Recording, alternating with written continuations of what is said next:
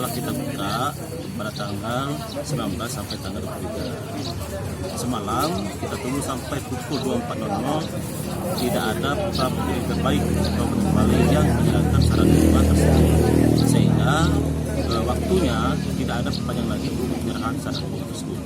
Jadi untuk di Kabupaten Bali untuk calon perseorangan tidak ada. Ini lagi ada pendaftaran PPS ini Pak? Ini hari terakhir juga ini Pak? Ya, jadi pendaftaran PPS ini kita buka pada tanggal 18 sampai tanggal 24 Februari. Hari ini adalah hari terakhir dan sudah kita rekap per hari.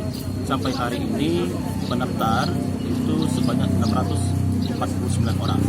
Ini masih kita tunggu sampai pukul 16.00.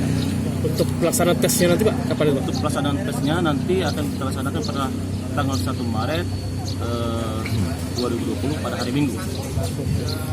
Jadi sebelum pelaksanaan tes, kita akan umumkan dulu peserta PPS ini yang lulus seleksi administrasi. Tanggal berapa itu Pak?